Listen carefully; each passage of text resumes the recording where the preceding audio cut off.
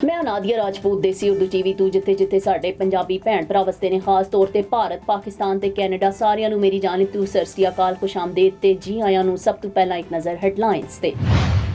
ਡੇਰਾ ਇਸਮਾਈਲ ਖਾਨ ਵਿੱਚ ਪੁਲਿਸ ਦੀ ਗਾੜੀ ਬੰਬ ਧਮਾਕੇ ਤੋਂ ਤਬਾਹ ਕਰ ਦਿੱਤੀ ਗਈ, ਜਿਸ ਦੇ ਨਤੀਜੇ 'ਚ 3 ਅਹਿਲਕਾਰ ਸ਼ਹੀਦ ਹੋ ਗਏ। ਬਾਨੀ ਪੀਟੀਆਈ ਦੀ ਸਿਹਤ ਕਿਵੇਂ, ਉਜ਼ਮਾ ਖਾਨਮ ਨੇ ਮੁਲਾਕਾਤ ਦੇ ਬਾਅਦ ਦੱਸ ਦਿੱਤਾ।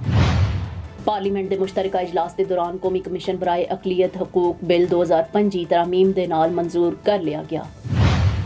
ਹੁਣ ਵੱਧਦੀਆਂ ਖਬਰਾਂ ਦੀ ਤਫਸੀਲੀ ਜਾਣਕਾਰੀ।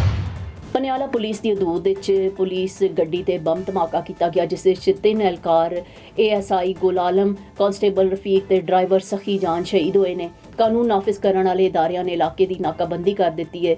20 ਨਵੰਬਰ 2025 ਨੂੰ DI ਖਾਨ ਦੇ ਇਲਾਕੇ ਕਲਾਚੀ 'ਚ ਪੁਲਿਸ ਦੀ ਬਖਤਰਬੰਦ ਗੱਡੀ ਦੇ ਕਰੀਬ ਬਾਰੂਦੀ ਸੁਰੰਗ ਦਾ ਧਮਾਕਾ ਹੋਇਆ ਸੀ, ਜਿਸ ਵਿੱਚ 2 ਅਹਿਲਕਾਰ ਸ਼ਹੀਦ ਹੋਏ ਸਨ ਤੇ ਵਜ਼ੀਰ ਆਲਾ ਖੈਬਰ ਪਖਤੂਨਖਵਾ ਸੋਹੇਲ ਅਫਰੀਦੀ ਨੇ ਧਮਾਕੇ ਦੀ ਮੁਜ਼ੰਮਤ ਕਰਦੇ ਹੋਇਆਂ IG ਤੋਂ ਵਾਕਿਏ ਦੀ ਫੌਰੀ ਰਿਪੋਰਟ ਤਲਬ ਕਰ ਲਈ ਸੀ। ਸੋਹੇਲ ਅਫਰੀਦੀ ਦਾ ਕਹਿਣਾ ਸੀ ਕਿ ਵਾਕਿਆ ਇੰਤਹਾਈ ਅਫਸੋਸਨਾਕ ਤੇ ਕਾਬਲੇ ਮੁਜ਼ੰਮਤ ਹੈ।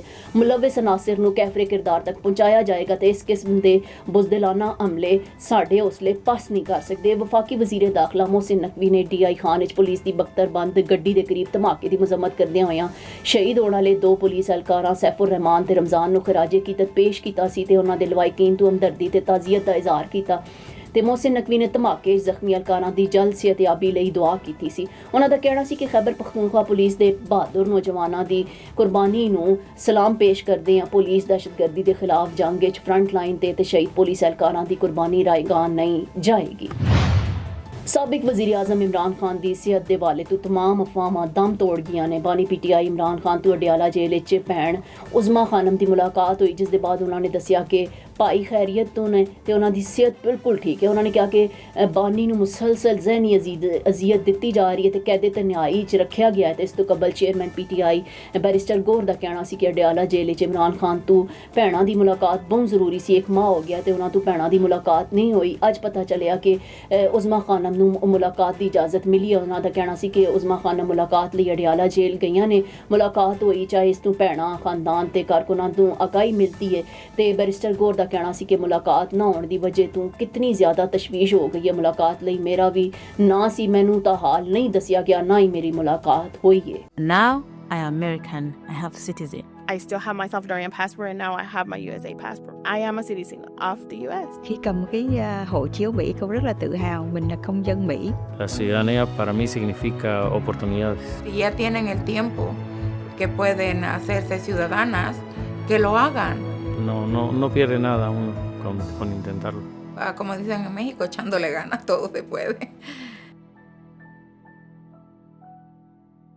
ਪਾਰਲੀਮੈਂਟ ਦਾ ਮੁਸ਼ਤਰਕਾ ਇਜਲਾਸ ਸਦਰ ਸਪੀਕਰ ਰਿਆਜ਼ ਸਾਦਿਕ ਦੀ ਜ਼ੇਰ ਸਦਾਰਤ ਹੋਇਆ, ਜਿਸ ਵਿੱਚ ਵਿਫਾਕੀ ਵਜ਼ੀਰ ਕਾਨੂੰਨ ਆਜ਼ਮ ਨਜ਼ੀਰ ਤਾਰੜ ਨੇ ਤਰਮੀਮ ਲਈ ਕੌਮੀ ਕਮਿਸ਼ਨ ਬਰਾਏ ਅਕਲੀਅਤ ਹਕੂਕ ਬਿੱਲ 2025 ਕੀਤਾ ਤੇ ਅਪੋਜੀਸ਼ਨ ਜਮਾਤਾਂ ਨੇ ਬਿੱਲ ਦੇ ਖਿਲਾਫ ਇਤਜਾਜ ਕੀਤਾ ਤੇ ਨਾਅਰੇਬਾਜ਼ੀ ਕੀਤੀ। JUI ਨੇ ਸ਼ਿਕ 35 ਨੂੰ ਖਤਮ ਕਰਨ ਦੀ ਤਰਮੀਮ ਪੇਸ਼ ਕੀਤੀ, ਜਿਹਨੂੰ ਮਨਜ਼ੂਰ ਕਰ ਲਿਆ ਗਿਆ। ਆਜ਼ਮ ਨਜ਼ੀਰ ਤਾਰੜ ਨੇ ਕਿਹਾ ਕਿ ਕਮਿਸ਼ਨ ਦੇ ਕੋਲ ਅੱਜ ਖੁਦ ਨੋਟਿਸ ਲੈਣ ਤੇ ਸਜ਼ਾ ਜਜ਼ਾ ਦਾ ਇਖਤਿਆਰ ਨਹੀਂ ਹੋਵੇਗਾ ਤੇ ਹੁਕੂਮਤ ਨੇ JUI ਦੇ ਮੁਤਾਲਬੇ ਤੇ ਸ਼ਿਕ 35 ਖਤਮ ਕਰ ਦਿੱਤੀ। ਇਸ ਤੇ JUI ਦੀ ਰੁਕਨ ਕੌਮੀ ਅਸੈਂਬਲੀ ਆਲੀਆ ਕਾਮਰਾਨ ਨੇ ਸ਼ਿਕ 35 ਖਤਮ ਕਰਨ ਤੇ ਸ਼ੁਕਰੀਆ ਅਦਾ ਕੀਤਾ ਤੇ ਮੁਸ਼ਤਰਕਾ ਇਜਲਾਸ ਵਿੱਚ ਇਜ਼ਹਾਰੇ ਖਿਆਲ ਕਰਦੇ ਹੋਇਆਂ ਵਜ਼ੀਰ ਕਾਨੂੰਨ ਆਜ਼ਮ ਨਜ਼ੀਰ ਤਾਰੜ ਨੇ ਕਿਹਾ ਕਿ ਆਈਨ ਪਾਕਿਸਤਾਨ ਵਿੱਚ ਅਕਲੀਅਤਾਂ ਦੇ ਹਕੂਕ ਦੀ ਜ਼ਮਾਨਤ ਦਿੱਤੀ ਗਈ ਹੈ। ਕਮਿਸ਼ਨ ਦੇ ਕਿਆਮ ਦਾ ਮਕਸਦ ਮੁਲਕ ਦੀ ਅਕਲੀਤੀ ਬਰਾਦਰੀ ਦੇ ਹਕੂਕ ਦਾ ਤਹਫੁਜ਼ ਯਕੀਨੀ ਬਣਾਉਣਾ ਤੇ ਜਾਇਜ਼ ਤਜਾਵੀਜ਼ ਦਾ ਹਰ ਸੂਰਤ ਜਾਇਜ਼ਾ ਲਿਆ ਜਾਏਗਾ।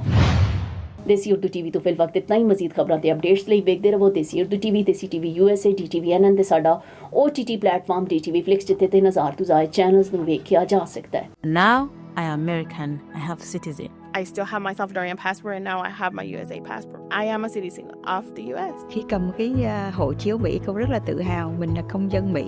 La ciudadanía para mí significa oportunidades. Si ya tienen el tiempo que pueden hacerse ciudadanas, que lo hagan. No pierde nada uno con intentarlo. Como dicen en México, echándole ganas, todo se puede.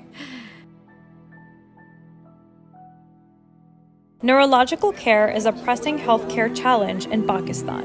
That's why Helping Hand USA is building Kind R, a world-class hospital with 130 plus clinics that is set to establish new standards for neurological care in Pakistan.